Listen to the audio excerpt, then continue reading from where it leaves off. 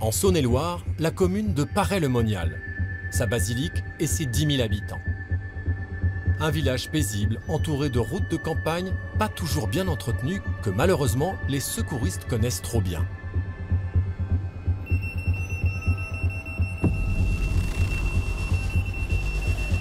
Il est 18 h. Les pompiers de Paray-le-Monial partent en urgence. À 15 minutes de là, un véhicule a fait une sortie de route sur la portion dangereuse d'une départementale. Alex, tu me fais un premier balisage du fourgon et de la zone de l'accident. D'accord? On voit déjà un petit peu comment ça se passe quand on arrive. Et sinon, Romain, tu viens avec moi pour commencer. On fait l'arco ensemble. Ces poteaux électriques ont été détruits par cette voiture. Un choc terrible. C'est sur cette route étroite que la conductrice a perdu le contrôle de son véhicule et dérapé. Après plusieurs tonneaux, elle a fini sa course dans le fossé. Bonjour. Alors, conductrice, un conducteur? Une conductrice. Une conductrice. C'est elle. Ok. Toute seule en cause dans la voiture? Oui. Pas d'autres voitures en cause? Non. Ok. La cause de l'accident, c'est ce virage particulièrement dangereux. Faute de moyens suffisants, il est dépourvu de glissières de sécurité comme des milliers d'autres en France. C'est ici que l'automobiliste a perdu le contrôle. Aujourd'hui, la pluie n'a rien arrangé. Un brutal coup de volant a sans doute précipité la voiture sur le bas-côté. La conductrice a survécu miraculeusement. Bonjour. Vous êtes sortie toute seule? Ouais, j'ai paniqué, Âgée de 19 ans, la jeune femme est en état de choc. Elle a l'air indemne, mais Laurence, la chef d'équipe des pompiers, est sur ses gardes. Douleur nuque, bas du dos. Et là, je commence à avoir un peu mal. Ouais, parce que vous avez cogné, il y a un hématome. Et quand vous êtes sorti du véhicule, vous aviez mal à la cuisse? Ouais, j'avais déjà mal et un peu aussi. Pourquoi je vous pose toutes ces questions? Je voudrais pas que ce soit cassé là. Ouais. Et je ne sais pas si c'est cassé, parce que sur le coup, on peut sortir, faire plein de choses, et puis après, par contre, les douleurs arrivent. Je vous couvre au maximum, comme je peux. Je vais en... Laurence veut éviter que la victime perde connaissance. Vu l'état de la voiture, les pompiers redoutent des fractures chez la conductrice et une hémorragie interne. D'autant qu'ils viennent de déceler une circulation du sang anormale. Oui, il y a des fourmillements côté droit et côté gauche, c'est bizarre. Drôle de sensation. Il y a toujours un risque, l'aggravation, quelle que soit la fracture, il y a des risques de saignement interne et qu'on ne peut pas déceler nous-mêmes comme ça sur place. Après, il faudra qu'elle passe des radios, des scanners pour essayer de voir... voilà. Laurence et ses collègues doivent à présent extraire la jeune femme en maintenant immobile ses membres. Mais la tâche s'annonce délicate. La victime souffre de plus en plus. Nous, ce qui nous inquiète le plus, c'est surtout sur la partie fémur-bassin. Elle a vraiment une douleur au niveau du bassin, donc il faut quand même qu'on prenne le maximum de précautions. Au niveau de l'échelle de douleur, elle a 8 sur 10. Là. Ah, tu vois, elle était à 5 quand on est Pour arrivé. le protocole, alors. Ouais. Pour soulager la victime, les secouristes lui injectent un antidouleur. Mais nouvelle alerte, sa tension artérielle se met à chuter. Ouais, elle est à 10,6. 10,6, on va transformer. On va enlever... Tout à l'heure, on avait une tension à 13. Hein. Si la tension continue à baisser, la jeune femme risque de perdre connaissance, avec des complications cardiaques. Plus de temps à perdre, il faut l'évacuer. je dis pas que vous aurez pas un peu mal. Vous n'hésitez pas à nous dire où ça vous fait mal et comment. D'accord? Les gars, on synchronise bien. L'opération est très sensible. J'ai les épaules. J'ai les épaules. C'est bon. C'est bon. Une mauvaise manipulation du bassin ou de la colonne vertébrale pourrait aggraver l'état de la victime. Ça y est, presque fini. Ok, super. Équipier, êtes-vous prêts? Ouais. Attention pour hisser, hisser. Halte. On se repositionne. Hisser. Super. Moi, j'ai la planche. Hein. Allez, tu vas prendre le relais, Steph. Je prends là, tu prends là-bas, d'accord? Un autre en face. Ok, on est 4, c'est bon, on y va. Dans le VSAV. Ça va? On est sorti. Hein? Regarde. Après une demi-heure de soins, la conductrice est prise en charge dans le camion. Les analyses sanguines écarteront toute consommation d'alcool. L'accident est sans doute dû à une vitesse inadaptée, une route beaucoup trop étroite et à un revêtement qui n'absorbe pas assez la pluie. Au final, plus de peur que de mal. La jeune femme de 19 ans s'en tirera avec un fémur fêlé. L'an dernier, plus de 3000 personnes ont eu beaucoup moins de chance et ont perdu la vie sur les routes de France. Le réseau routier français, c'est plus d'1 million de kilomètres de bitume. Il y a peu, sa qualité en faisait le meilleur du monde. Mais ça, c'était en 2011. Aujourd'hui, d'après le Forum économique mondial, la France pointe à la 7e place. La raison de cette dégringolade ? Les budgets d'entretien consacrés par l'État et les collectivités ont chuté de 25% depuis 10 ans. Et les routes sont toujours plus dégradées. C'est intolérable de voir des trucs comme ça. Ça fait des années que c'est comme ça. Et un jour, il y aura un mort et après, on va pleurer. Un scénario catastrophe est déjà une triste réalité pour cette famille. Un trou dans la chaussée aurait tué le dernier de la fratrie. C'est tombé sur mon frère. Clairement, on lui a tendu un piège. Le mauvais entretien, la négligence des élus. Même à Paris, dans la ville la plus riche de France, de nombreuses rues sont détériorées. Ses plus célèbres avenues sont truffées de nids de poules. Ce manque d'entretien, tout le réseau routier en souffre. Partout en France, des départements et des villes baissent les bras, faute de moyens ou de volonté politique. Est-ce que vous pensez que suffisamment d'argent de la ville est investi pour la restauration de ces voiries? Monsieur le maire, vous ne souhaitez pas répondre? Si certaines routes sont dangereuses, c'est qu'elles sont d'un autre âge et totalement inadaptées au trafic actuel. L'exemple le plus flagrant, la RCEA, la route Centre-Europe-Atlantique. Un axe gratuit à 2 voies et sans séparation centrale, envahi de poids lourds. Résultat, des collisions mortelles à l'appel. La RCEA, c'est un gros problème. Le nombre de morts que j'ai vu et le nombre d'accidents que j'ai vus, c'est impressionnant. Des milliers de routiers de toute l'Europe qui agissent sans foi ni loi, avec des véhicules dont l'état est déplorable. C'est quoi ce truc? Vous avez eu accident quand? Ça, c'était pas passé du tout. Des chauffeurs irresponsables, sur des routes inadaptées au trafic, l'association des deux se révèle périlleuse.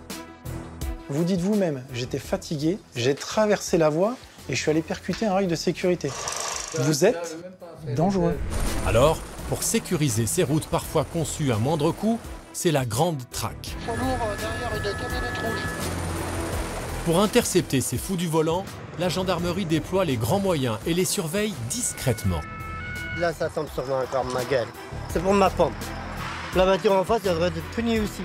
C'est tout. Mais ce combat est aussi mené par les maires des villages.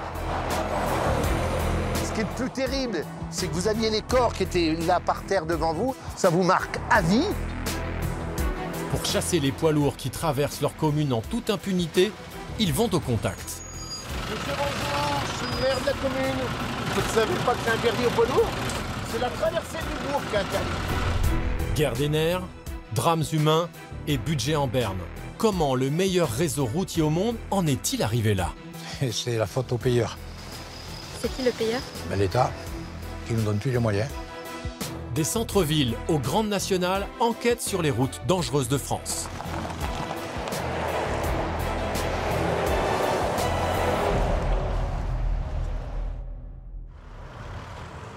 Sur cette aire de stationnement à Mâcon, Jérôme Gravel vérifie une dernière fois son chargement. Chauffeur routier depuis plus de 30 ans, il traverse tous les jours la France d'est en ouest pour livrer ses clients. Ouais. C'est des bobines de papier. C'est pour les usines qui fabriquent les emballages. Donc j'amène ça en Charente. Ce jour-là, il part pour un trajet de 400 km. Et pour rejoindre sa destination, il va emprunter un itinéraire redouté de tous. Vous allez prendre quelle route, là? Ouais, je prends la RCEA, qui est quand même assez dangereuse. Enfin, même bien dangereuse. Qui a sa réputation de la route de la mort. Et on est prêt pour le départ. Celle que les routiers surnomment la route de la mort, c'est la RCEA, la route Centre-Europe-Atlantique. Elle relie la France d'ouest en est sur 1000 km. Construite par l'État dans les années 70 pour favoriser à l'origine le tourisme, cette nationale gratuite est désormais prise d'assaut par les routiers de toute l'Europe.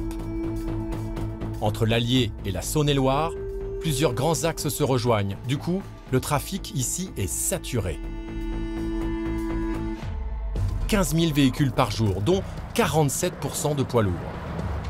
Une circulation ininterrompue qui ne se fait que sur 2 voies sans aucune séparation centrale.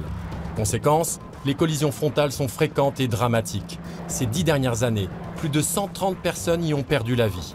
Dans l'Allier, 3/4 des accidents impliquaient des poids lourds. Pour comprendre les dangers de la RCEA, nous avons embarqué à bord du 44 tonnes de Jérôme. Pour moi, elle n'est pas large déjà, et puis s'il y a du monde en face et que vous mettez un coup de volant, vous tapez en face. Un moment de fatigue, un assoupissement. Ah, puis cette route-là, ça ne pardonne pas, un écart, boum. Vous êtes en vrac. Là, on va arriver à un endroit où il y a 3 semaines à peu près, 3-4 semaines, il y a eu un accident mortel, là, juste avant Moulins. Là. Un camion qui s'est tapé une fourgonnette, ils ont atterri sur le parking, puis ça s'est embrasé, quoi, ça a volé.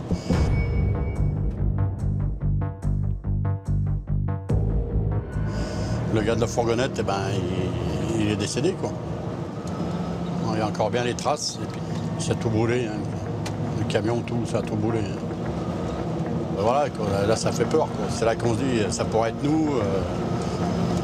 C'est ce qui nous fait un peu peur quand on est sur cette route, quoi. Ces trajets sous haute tension, Jérôme les assure 4 jours par semaine. Sur cette ligne droite à perte de vue, limitée majoritairement à 80 km/h. Il est interdit d'y doubler et quand la circulation s'intensifie, un danger guette. Ces files de camions interminables. Dans leur cabine, des routiers prêts à tout pour arriver plus vite. Ce jour-là, Jérôme suit ce camion extrêmement lent. T'as l'argeuse devant, elle est limitée à 70, elle la respecte. Quoi, donc, voilà. C'est 80 sur autoroute et 70.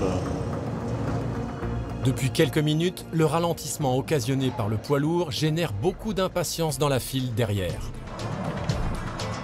Alors, quand la route passe temporairement à 2 voies et autorise les dépassements, c'est la foire d'empoigne. Certains chauffeurs, comme celui-ci, s'engouffrent dans la brèche et mettent tout le monde en danger. Il y en a un qui double. Hein. Là, c'est où il va se mettre devant moi et il va aller jusqu'au bout, lui. Ah, lui, à mon avis, il va finir au zébra presque. Voilà, voilà un comportement, voilà, il est au zébra. Il finit sur les zébras et c'est hyper dangereux, quoi. Le fourgon va faire pareil, voilà. Voilà le boulot. Voilà.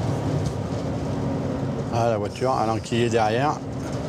Pour gagner quoi? Elle a gagné 5 mètres. Prendre des risques inutiles. Si le camion avait freiné d'urgence, tout le monde se rentrait dedans, quoi. Et la voiture dans la fourgonnette et la fourgonnette dans le camion.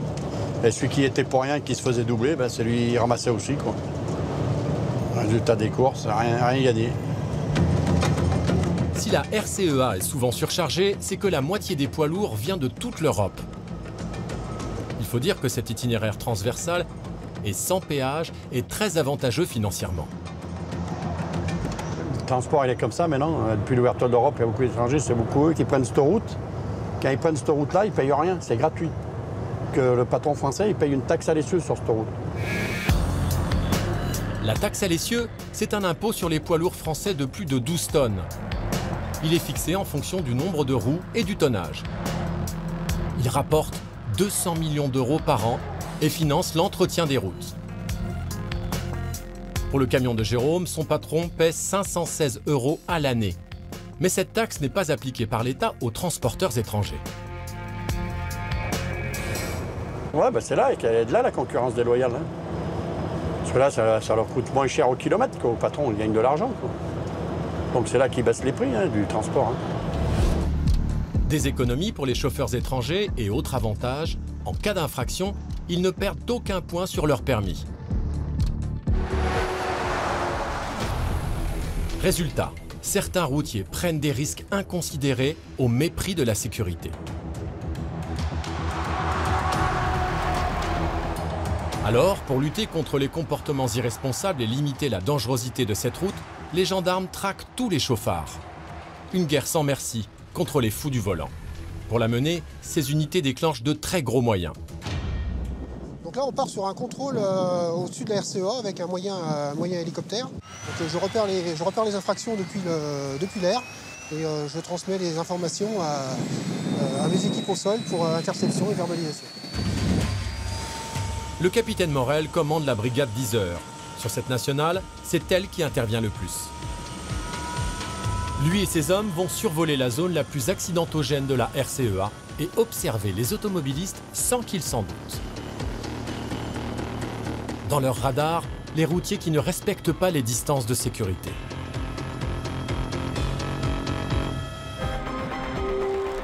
En parallèle, au sol, 6 motards dissimulés dans les bois tenteront d'intercepter les poids lourds pris en faute. 2 autres collègues, enfin, attendront les auteurs d'infractions pour dresser des amendes. Dans le ciel, le capitaine entame sa surveillance. Et il a une technique infaillible pour vérifier si les distances de sécurité sont respectées. Il faut avoir 50 mètres entre 2 camions et 2 secondes entre un camion et une voiture ou 2 voitures. Et là, le danger disparaît, quoi. Pour repère, entre 2 camions, c'est 2 bandes et un trou. Et entre un camion et une voiture, c'est 2 secondes. Donc on fait des choses vraiment très très flagrantes. Comme le camion qu'on a sur la droite. Là. Le capitaine vient de repérer ce poids lourd blanc. Il colle la voiture noire à moins de 5 mètres. Si celle-ci freine, c'est la collision assurée. Ah, ils sont là, ouais, les motards. Ils sont là. Ouais, ils sont là. Oui, ils partent. Alerté par le capitaine, une équipe de motards se lance immédiatement à la poursuite du camion et le prend en étau. Il arrive ici de toute façon. Tracteur blanc, d'accord. Le gendarme Jonathan l'Ermite l'attend de pied ferme sur ce parking pour le verbaliser. Au volant, un conducteur français. Monsieur, bonjour, Jean-Marie. Alors, on vous contrôle pour les distances de sécurité. Je vous demanderai de me présenter votre permis de conduire. Le chauffeur n'imagine pas une seconde qu'il a fait l'objet d'une surveillance depuis le ciel. Jonathan lui annonce le tarif. Alors, en fait, pour les non-respects des distances de sécurité, vous êtes passible d'une amende de 90 € et avec une perte de 3 points sur votre permis de conduire. C'est vrai? C'est une infraction grave. Hein. Okay. Ce conducteur est agacé. Mais il ne conteste pas sa faute. Il règle sur le champ l'amende de 90 €. Ce jour-là, sur la RCEA, aucun temps mort pour la brigade 10 heures. Depuis les airs, le capitaine Morel repère ce camion jaune. Il ne respecte pas les 2 bandes réglementaires de distance équivalent à 90 mètres. Jonathan va se montrer intransigeant. Car sur cette route à 2 voies, déjà surexploitée, ses comportements démultiplient les risques de collision. C'est beau ça. Monsieur, bonjour. Le contrôle du poids lourd va réserver à Jonathan bien des surprises. C'est quoi ce truc? C'est cassé quoi? Le marchepied vient de céder. Vous roulez avec un véhicule qui n'est pas en état? De quoi éveiller les soupçons du gendarme. Vous avez eu accident quand? Ça fait 2 jours. 2 jours? Ouais. Et vous n'êtes pas passé chez un garagiste? Ça, c'était pas cassé du tout. Ça, si. Ah bah si, c'était cassé, monsieur, parce que... Non, je veux dire ça, c'était pas... J'ai failli me laisser, d'ailleurs, en montant. Oui, mais c'était pas cassé totalement parce que... Si. Oui, non, mais il faut l'enlever. Non, je crois que non, parce que... Vous n'allez pas attendre qu'il tombe sur la route et qu'un motard se le prenne. Que... Mais je crois que ça... Ouais, dans le casque? D'accord, vous croyez, d'accord. Ce chauffeur sénégalais résidant en Espagne travaille pour une célèbre compagnie de livraison de colis. Il vient de parcourir plus de 1000 km avec ce camion endommagé qui n'est pas aux normes. Et le contrôle est loin d'être fini. Oui, ça tenait pour tenir Par le contre, lavage. votre clignotant, là, il n'est pas en état? Si, mais l'autre, ça... Ah non, il n'est pas en état. C'est-à-dire? Celui de là, devant, là, ça fonctionne. Et celui d'ici aussi. Oui, mais enfin, les autres usagers, ils ne choisissent pas le clignotant qu'ils voient, monsieur. Ce routier fait preuve d'une légèreté déconcertante. Je vous dis que... Oui. Parce que si... C'est pas à vous de choisir quel clignotant doit fonctionner et quel clignotant ne fonctionne pas. Un véhicule est prévu en l'état par le constructeur, il doit être en état de fonctionner. Par exemple, s'il y en a 2, s'il y a un qui fonctionne et l'autre... Mais non, de toute mais... façon, c'était uniquement pour terminer le lavage. Vous tournez qu'à droite, en fait. Non, même à gauche. Mais ça, devant, il y en a un autre. Ça, ici aussi, il y en a un autre. D'accord, très bien. À ce stade, le chauffeur a déjà la garantie d'avoir une amende de 90 € pour non-respect des distances de sécurité. Mais le gendarme va relever une infraction beaucoup plus grave. Le contact est mis. Hein. Il y a un renfort. Jonathan cherche à savoir si ce routier a respecté les heures de conduite et les temps de repos obligatoires pour tous les chauffeurs. En introduisant sa clé USB dans ce boîtier enregistreur, il va récupérer toutes les données. Chaque conducteur qui prend le volant doit y insérer une carte à puce. Mais bizarrement, ce matin, l'appareil est vide. Ah bon, vous avez oublié de le mettre? Oui, oui. Je me suis rendu compte quand il m'a demandé ça. Ouais. Et du coup, en fait, vous savez que c'est un délit? Là, en fait, il y aura un trou dans son activité qui va peut-être lui permettre en fait, de prolonger son activité journalière au-delà du maximum légal. Donc éventuellement une fraude. Et ça voudrait dire quoi du coup? Ça voudrait dire qu'en fait il constitue un danger parce que s'il n'a pas suffisamment de repos, un engin de 38 tonnes, en fait, vous vous endormez et tout de suite le bilan humain est très lourd, surtout sur un axe tel que la RCEA. Vous avez pris un téléphone pour pouvoir contacter votre employeur? Allez. Pas question de laisser repartir ce camion dangereux sur une route qui l'est déjà. La RCEA n'a jamais été conçue pour accueillir autant de véhicules, qui plus est des véhicules mal entretenus. Il est donc immobilisé et le routier conduit à la gendarmerie. Je vous laisse descendre, monsieur. Jonathan veut analyser toutes les données récupérées. Le chauffeur risque désormais jusqu'à 1 500 € d'amende pour avoir roulé sans carte dans l'enregistreur. Alors, je vous en prie, asseyez-vous sur le siège. En vérifiant l'historique des 28 derniers jours de travail du chauffeur, le gendarme confirme ses soupçons. Le routier a largement dépassé son temps de conduite légale. Sur 2 semaines, vous avez le droit à 90 heures de conduite. Si. On est d'accord. Vous avez une conduite sur 2 semaines de 95h22, 5h22 de conduite au-delà du maximum réglementaire. Si vous avez un accident, vous êtes mal au niveau de la justice. En poussant l'interrogatoire, Jonathan découvre enfin pourquoi le camion du routier est en si mauvais état à l'avant gauche. Et l'explication est glaçante. Monsieur, suite à un endormissement, en fait, a percuté un rail de sécurité sur la voie opposée de sa voie de circulation 2 jours auparavant, en fait, sur un axe aux alentours de Bordeaux. Vous dites vous-même, j'étais fatigué, j'ai traversé la voie et je suis allé percuter un rail de sécurité. Vous n'avez pas un vélo dans les mains, vous avez un 38 tonnes, monsieur. La seule chance que vous avez, c'est qu'il n'y avait personne en face. Oui, parce qu'il y avait un camion, on était 2 camions et moi je dépassais l'autre là. Et ça m'a touché comme ça. Vous avez dépassé un camion? Oui. En étant fatigué, et c'est comme ça que vous percutez le rail en face? Non, mais quand je dis fatigué... Alors moi, je serais vous, monsieur, je me remettrai en question au niveau de ma conduite. Mais c'est la nuit. Et donc dans la nuit, vous avez le droit de tout faire? Non, le fait que moi je voyais que je pouvais. Mais une fois que je touche le camion, je dis non, mais je m'en vais, j'arrête. Parce que... oui, c'est trop tard. C'est trop tard, l'accident a eu lieu. Oui, d'accord. J'ai touché la barrière. Parce que vous êtes même pas fait dangereux. Pour ce chauffeur, la facture est salée. Son employeur a dû s'acquitter d'une consignation de 1 500 € en attendant le jugement du tribunal correctionnel. Je vous laisse signer ici. Le routier repartira 24 heures plus tard après avoir fait réparer son clignotant. Ce jour-là, en seulement 1 heure, la brigade 10 heures a interpellé 8 poids lourds pour non-respect des distances de sécurité. Une route saturée de camions, inadaptée au trafic et des comportements à risque, autant de raisons qui font de la RCEA l'un des axes les plus meurtriers. Mais depuis plusieurs années, le danger s'est propagé aux villages alentours. Chaque jour, des dizaines de chauffeurs quittent la RCEA et empruntent cette bifurcation pour prendre un raccourci. Une économie de 14 km pour rejoindre la Nationale 7. Le problème, c'est que ce raccourci passe par le village de Montbenis. Dans cette commune de 700 habitants, la traversée des poids lourds est interdite. Pourtant, son maire, Guy Charmetan, passe sa vie à les chasser. Son surnom, le shérif de Montbenis. À chaque bruit de moteur, il quitte précipitamment sa mairie et va au contact des camions. Monsieur, bonjour, je suis le maire de la commune. Vous allez tout droit, non?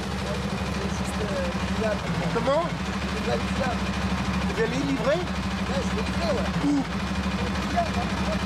Non, il n'y a personne qui s'appelle de ce nom-là, là. Pour prendre en flagrant délit les resquilleurs, le maire n'hésite pas à réclamer aux chauffeurs leur bon de livraison pour vérifier leur itinéraire. D'accord. Non, non, là vous pouvez. Chandiou, c'est à Lusigny. Mais c'est pas la bonne route. Alors lui, il va livrer. Pas de chance parce qu'il tourne à droite. Et il va livrer dans une commune à Lusigny. Donc lui, il n'est pas en interdiction. On le voit qu'il tourne à droite. Il n'est pas en interdiction. Mais il y en a beaucoup. 80%, c'est pour aller tout droit. Alors ils me la font. Quelquefois, ils me racontent qu'ils vont livrer là dans le coin, etc. Mais bon, je me laisse pas faire.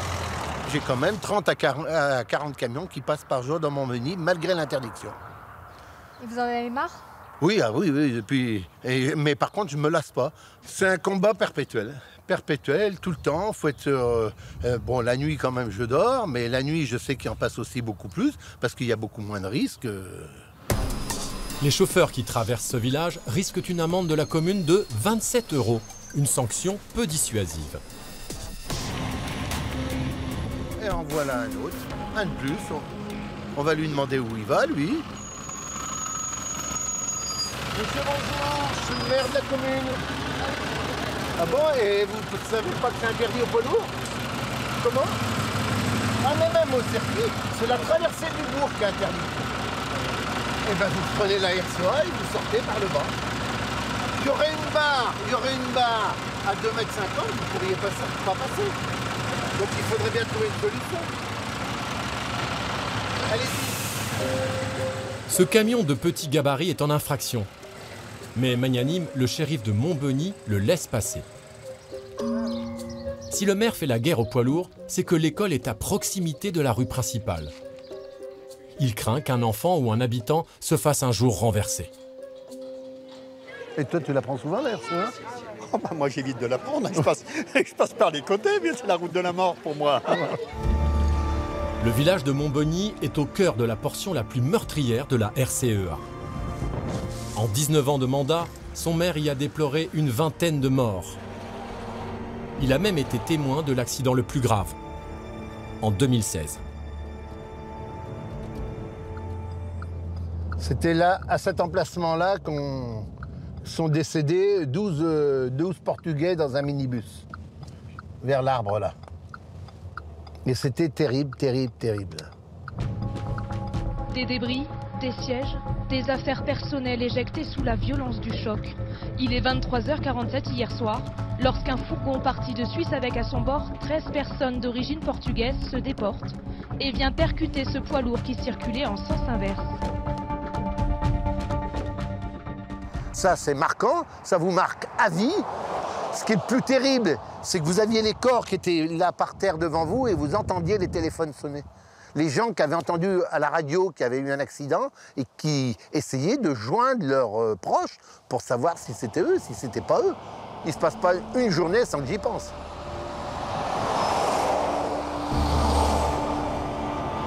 Ce qui révolte le maire, c'est que toutes ces vies auraient pu être sauvées.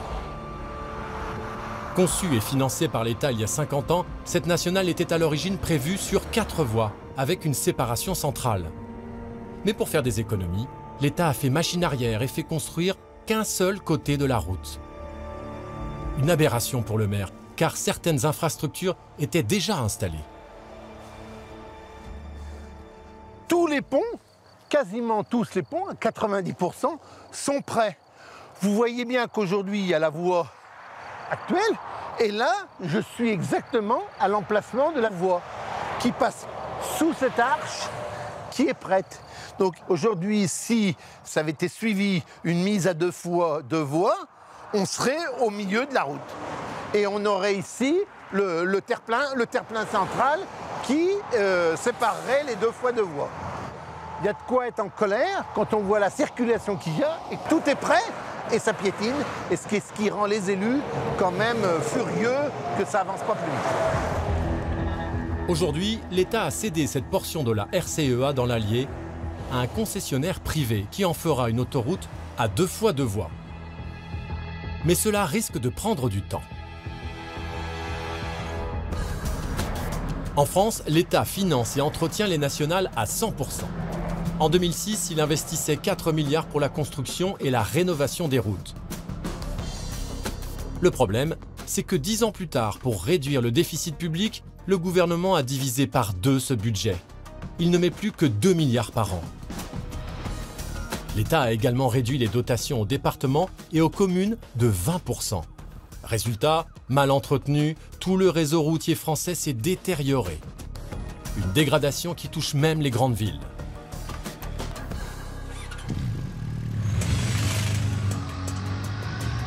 Une catégorie d'usagers en sait quelque chose.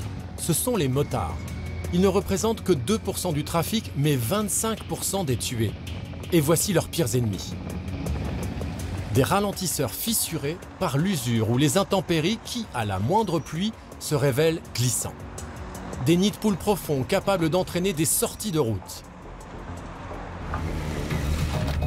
Ces pièges se sont révélés mortels dans la station balnéaire de la Grande Motte.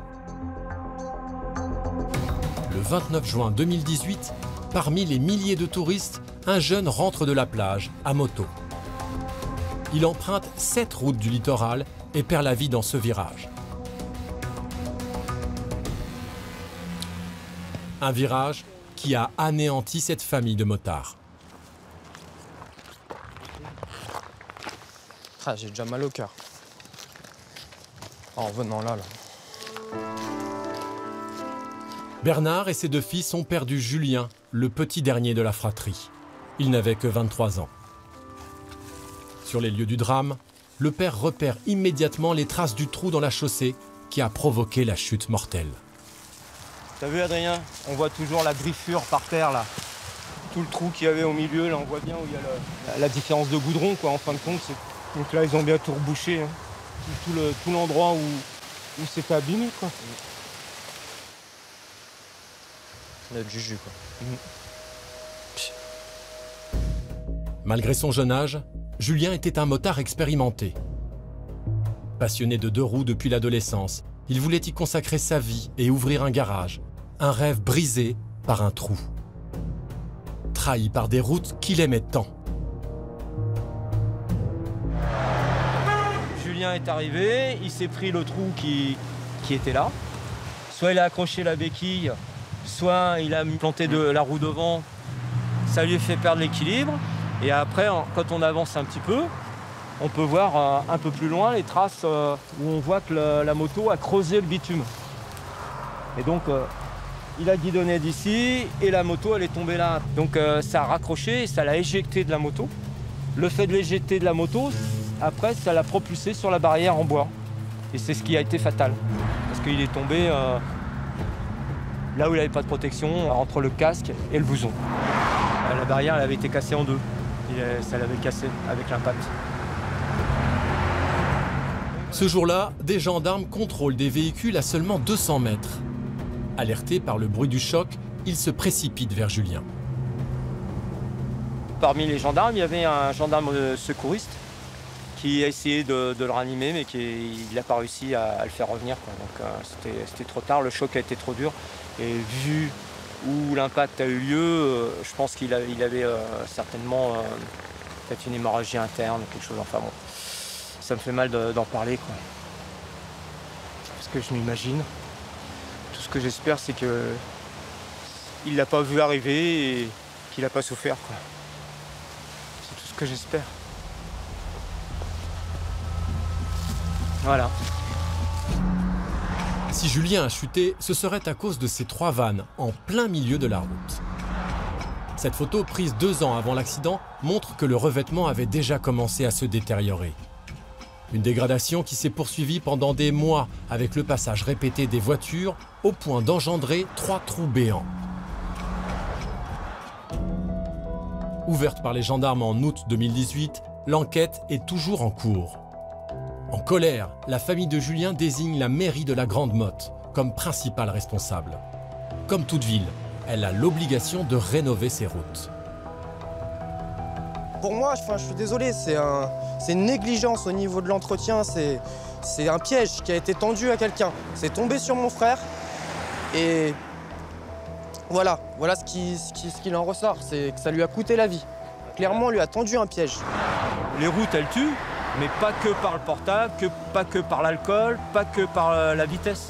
La preuve, elle tue maintenant les routes en France par le mauvais entretien, la négligence des élus.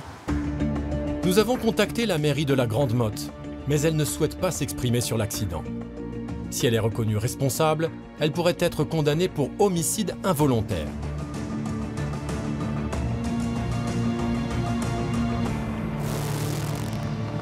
Excédés par l'état des routes dangereuses, les motards de l'Hérault ont décidé de frapper fort à 40 km de là. Ce samedi, une centaine d'entre eux va mener une opération coup de poing à Sète, une des villes les plus touristiques de la côte méditerranéenne, célèbre pour ses canaux. Objectif, exiger des explications du maire sur le mauvais entretien des routes. À la tête de ce rassemblement, Jean-Michel, responsable d'une association de défense des motards. Alors, tu t'allonges devant l'infrastructure douteuse ou la voirie défectueuse. T'imagines, toi, un corps blessé, voilà. Après une chute de moto, voilà, tu te mets dans une position et moi, je t'entoure de peinture au sol, ok? En investissant les rues de Sète si nombreux, Jean-Michel et les autres motards veulent créer l'événement et mettre les élus face à leurs responsabilités. Pour marteler leurs revendications, ils vont utiliser une méthode radicale en prenant à témoin les habitants.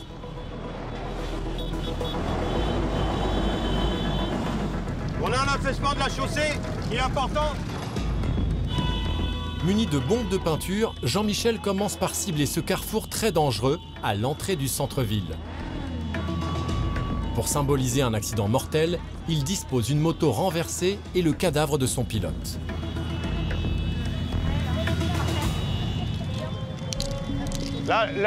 L'exemple type du trou qui a tué Julien. Voilà, là c'est l'exemple type du trou qui a tué Julien à la Grande Motte. Une petite bouche d'égout, une petite bouche de manœuvre et un trou béant autour. C'est exactement ça qui a tué Julien à la Grande Motte, c'est exactement ça. Ça a l'air petit, mais sur une moto, ça a des effets dévastateurs. C'est la gamelle assurée, là c'est sûr. Et voilà, et là, ça c'est vraiment flagrant. Dans des villes de l'importance de Sète, on ne devrait pas avoir ça. Et un jour, il y aura un mort et après on va pleurer. Et c'est pour ça qu'on est là aujourd'hui, parce qu'on va dénoncer ces problèmes d'infrastructure. Il y en a marre de voir des trucs comme ça. C'est aberrant. Dans les rues de Sète, Jean-Michel et les motards ne passent pas inaperçus. Et leur ras-le-bol est largement partagé par les habitants.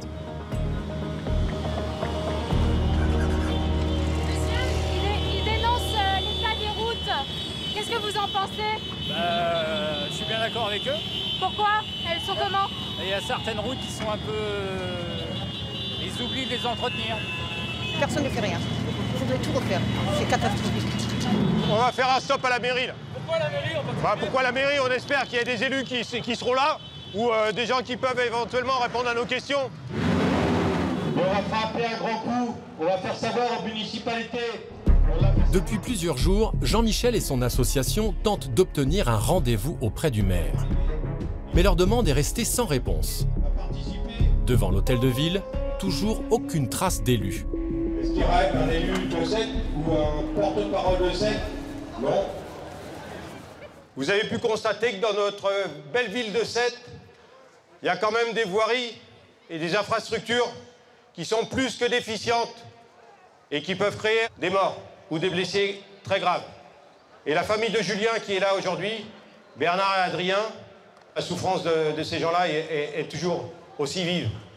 Donc c'est important que les pouvoirs publics prennent conscience de tout ça. Le combat est loin d'être gagné. Allez, on y va. Mais à Sète, Jean-Michel et ses motards peuvent compter sur de précieux alliés. Ah ben, il y a un monsieur en trottinette, il va zigzaguer entre les trous. Bonjour, zigzaguer entre les trous. Là, c'est dur, là, hein? Et oui, quand on voit l'état de cette route. Véronique Calueba-Rizzolo a entamé un bras de fer avec la mairie pour améliorer l'état des rues. Cet élu de gauche, dans l'opposition depuis 10 ans, se bat aux côtés de François Liberty, l'ancien maire de Sète. Ensemble, ils tirent la sonnette d'alarme sur les investissements consacrés aux routes. Aujourd'hui, ce budget est trop bas Et il est trop bas depuis plusieurs années. Et au bout d'un moment, avec 870 000 € cette année, je ne sais pas, on ne va pas y arriver. Donc il y a vraiment besoin d'augmenter l'enveloppe et une planification et faire un bilan. Il y a encore 2 ans, la municipalité investissait 1 200 000 € dans l'entretien des routes. En 2019, ce seront seulement 870 000 €. Une chute de 30%, incompréhensible pour ces élus d'opposition. Pour eux, il y aurait 80 rues à renouveler d'urgence. Alors, on est sur un rythme de rénovation, d'entretien de l'ordre de 7, 8, 10 par an. Voilà. Mais c'est au regard... insuffisant. On n'arrive jamais à rattraper le retard. Et la chaussée, c'est un minimum. C'est qu'on y roule pour aller travailler, pour amener les gamins à l'école, pour aller faire des courses. On y roule en vélo, on y roule en 2 roues. Donc il y a la colère des Sétois, elle s'exprime. Mais la mairie ne l'entend pas parce que ce n'est pas leur choix politique. On se voit au conseil municipal. Ciao, à tout à l'heure. Allez. Pour faire bouger les choses, Véronique se rend quelques heures plus tard au conseil municipal. Elle veut demander des comptes et interpeller cet homme. C'est François Commen, l'actuel maire de Sète. Élu d'hiver droite, il est à la tête de la municipalité depuis 18 ans. La communication de la mairie ayant ignoré nos demandes d'interview depuis plusieurs semaines, nous filmons les débats en caméra cachée. Assise au premier rang, Véronique, l'élu de gauche, interpelle le maire. Au titre de la voirie, nous n'avons attribué cette année que 870 000 €. Ce qui fait quand même pas beaucoup, vu l'état lamentable des rues de notre ville. Il y a des trous qui sont là depuis 2 ou 3 ans, qui n'ont jamais été réparés. Donc il y a vraiment besoin d'un gros travail à faire. L'intervention de l'élu est saluée par une partie du public. Réponse du premier adjoint au maire, en charge des voiries. Nous avons, contrairement à celui beaucoup fait sur les voiries au cours des 3 derniers exercices. Donc, effectivement, on peut toujours relever des rues, effectivement, des travaux à faire. Après, vous savez, le verdict, vous savez où il est, dans les yeux. Donc, je suppose que si les Sétois ont réuni 3 fois une semaine, c'est pas parce qu'on a des rues en rue. La réplique est sans appel. La municipalité conteste le diagnostic de Véronique et affirme qu'elle fait son travail. En fin de conseil, nous tentons d'obtenir auprès du maire des explications sur la baisse des budgets alloués aux routes. Mais le dialogue va se révéler compliqué. Est-ce que je peux vous poser une question au sujet des voiries sur Sète? Pourquoi tant d'élus, justement, cherchent à vous poser cette question? Est-ce que vous souhaitez répondre à une question? Comment est-ce que je peux obtenir un rendez-vous avec vous? On a essayé à plusieurs reprises. Moi, je suis quelqu'un de pragmatique. Vous demandez un rendez-vous, vous demandez un rendez-vous. C'est ce que nous avons fait à plusieurs reprises. Dans les couloirs d'un conseil municipal comme ça. Mais c'est le seul moyen de vous parler. Merci. Sur un sujet simple comme ça qui peut être dangereux pour les Sétois. Est-ce que vous pensez que suffisamment d'argent de la ville est investi pour la restauration de ces voiries? Regardez les budgets. François Commen n'en dira pas plus. Mais après cet échange, les portes de sa mairie se sont soudainement ouvertes. Dès le lendemain, Émile Enfonso, le premier adjoint en charge des voiries, accepte de nous recevoir. En fait, chaque année, les communes reçoivent de l'État des dotations qui financent en partie le budget annuel d'une commune. Mais ces dernières années, les gouvernements ont réduit ces aides de 20%. D'après l'élu, c'est ce qui expliquerait l'état des routes de sa ville. Est-ce que c'est un sujet sensible à Sète? C'est un sujet sensible à Sète parce que, d'une part, il ne faut pas contester que les années 2015-2014 ont été très difficiles budgétairement pour la ville avec la réduction des dotations de l'État.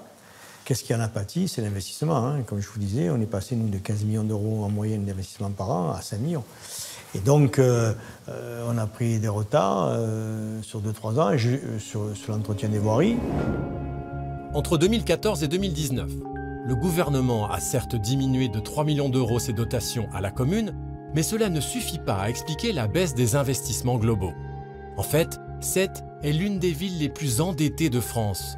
Pour améliorer ses finances, elle a dû se serrer la ceinture. Mais le maire adjoint l'assure, la municipalité va maintenant remettre des moyens sur les routes. donc on va essayer de refaire une remise à niveau, notamment en prenant en compte les remontées de la population ou d'associations comme les motards en colère, pour essayer donc d'avoir un rattrapage assez conséquent et qui vraiment soit bien ressenti par la population et les usagers. On va faire ce qu'il faut. Donc bonne nouvelle en fait pour les Sétois là. Bonne nouvelle pour les routes. Tout va bien se passer, vous allez travailler avec les motards, les Sétois vont avoir leurs trous rebouchés. On va faire beaucoup d'efforts.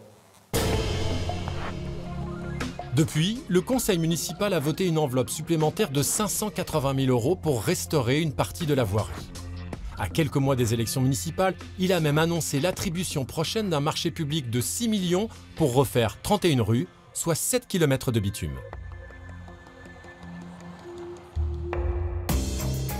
Aujourd'hui, si le réseau routier des grandes villes se dégrade, c'est en milieu rural que la situation est la plus critique. En France, les petites communes sont traversées par 600 000 km de routes, soit 55% du réseau routier français. Un vaste patrimoine qu'il faut entretenir et qui représente une charge financière considérable.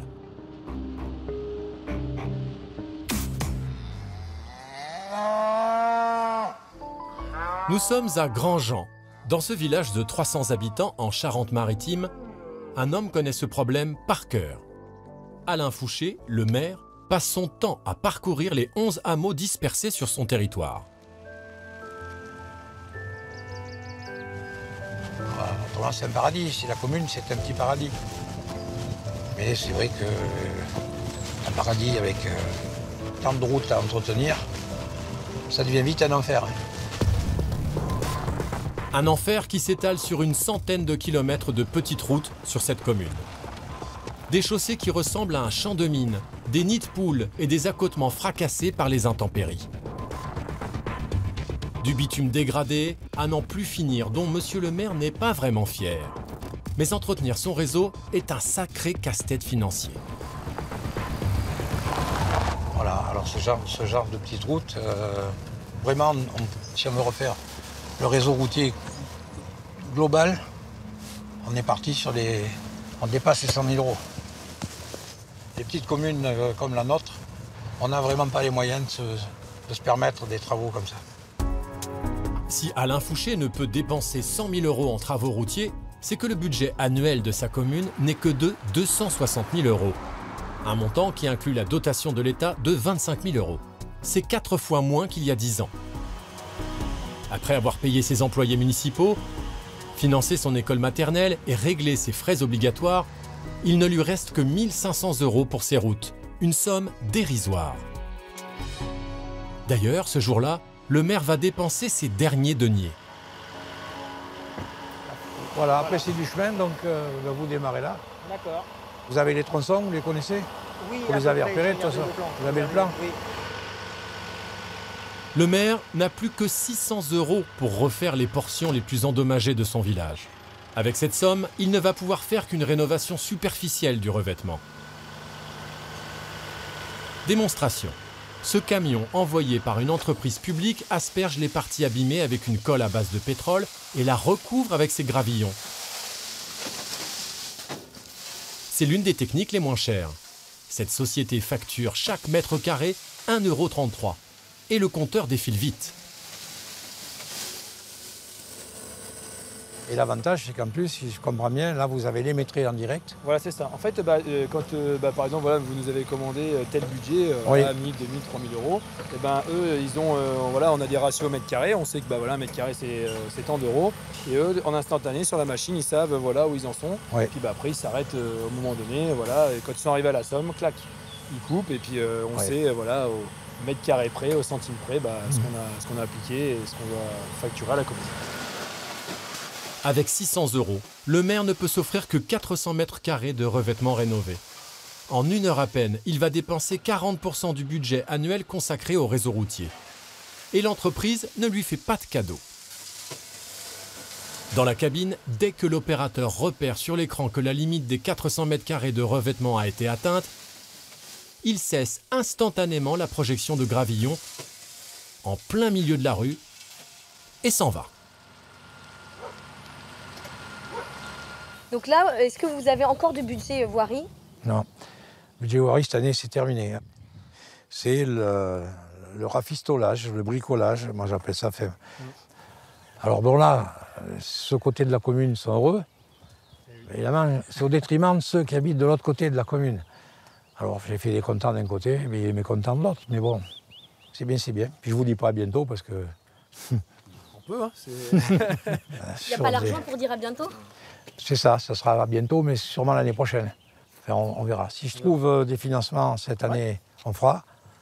Mais momentanément, c'est du hors budget. Ces rustines permettent certes de repousser des travaux de réfection totale qui seraient 10 fois plus coûteux, mais elles ne tiendront qu'1 an ou 2. Bientôt, il faudra recommencer. Un problème sans fin. Du coup, quand le budget est épuisé, monsieur le maire est condamné à faire de la prévention. Quelques heures plus tard, il se rend à l'autre bout du village sur une route truffée de trous.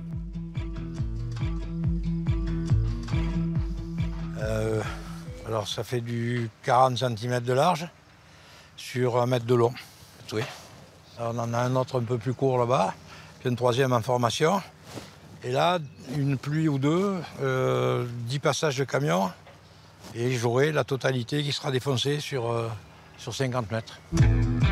Pour protéger ses habitants, Alain Fouché en est réduit, faute d'argent, à une technique plutôt atypique. Portable à la main, il utilise une application gratuite créée par une association d'automobilistes. Son objectif, recenser toutes les routes de France en mauvais état. Je vais sur le menu déroulant dans lequel je trouve route glissante, route étroite, accotement mal aménagé, dodane et nid de poule. Voilà, donc je signale nid de poule. Voilà, c'est fait. Et donc maintenant, le niveau de danger que génèrent ces trous, et ici j'ai de 1 à 5. Donc je vais les noter 3 sur 5. Et j'envoie, voilà. À partir de maintenant, les autres usagers sont au courant du danger présent à cet endroit-là. Donc vous dénoncez vos propres Oui, trous? oui, bien sûr. C'est surprenant quand même. Ça fait partie des responsabilités. Si je fais l'autruche, je dis bon, j'ai des trous, je ne les dénonce pas. J'ai un accident demain. J'en suis doublement responsable. Qu'est-ce que vous risquez en tant que maire? Oui, je risque d'être mis en examen et d'être impliqué dans la cause de l'accident. Vous savez, maintenant, on est un peu comme aux États-Unis, hein, on cherche toujours à savoir qui va payer. Mais pour vous, c'est la faute de qui tout ça? C'est la faute au payeur. C'est qui le payeur? L'État, qui ne nous donne plus les moyens. Depuis ce tournage, les routes du village ont subi de plein fouet la sécheresse de l'été et se sont toutes fissurées. Pour faire face à ces dépenses imprévues et obtenir un financement exceptionnel, le maire a carrément déposé une demande de classement en catastrophe naturelle. La baisse des subventions de l'État a impacté tous les villages de France. Alors, pour pallier aux restrictions budgétaires et à la détérioration des routes, certains chercheurs travaillent secrètement près de Nantes.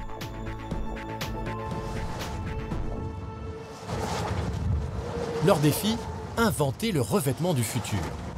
Un revêtement indestructible, capable de durer dans le temps. Leur solution, c'est peut-être cette machine à user la route. Unique en Europe, elle peut reproduire en quelques mois seulement l'équivalent de 10 ans d'un trafic de poids lourds. Ce sont eux qui dégradent le plus les chaussées.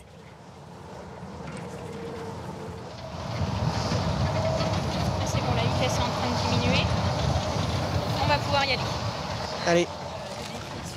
D'accord. Pierre Orniche est le directeur de ce laboratoire public spécialisé dans les infrastructures de transport. D'accord. Le gros bébé sur lequel il veille s'appelle un manège de fatigue. Donc c'est un simulateur de trafic. Donc l'intérêt de cette machine, c'est de pouvoir simuler en accéléré le passage des poids lourds sur une chaussée. Donc on va construire une chaussée comme dans la réalité et on va lui faire subir des cycles de chargement avec le manège jusqu'à ce qu'elle se dégrade et donc on va pouvoir la suivre pendant toute sa durée de vie en accéléré. Et donc on va pouvoir simuler plusieurs centaines de milliers de passages de poids lourds en un mois. Au maximum, si on tourne en continu, 500 000 passages de poids lourds en un mois. Donc en 2 à 3 mois, on va pouvoir évaluer l'état d'endommagement de la chaussée. Aujourd'hui, l'équipe de Pierre doit procéder à des mesures de dégradation sur un nouveau revêtement. Un constructeur privé a conçu un bitume innovant et passé un contrat avec cet institut public pour le tester.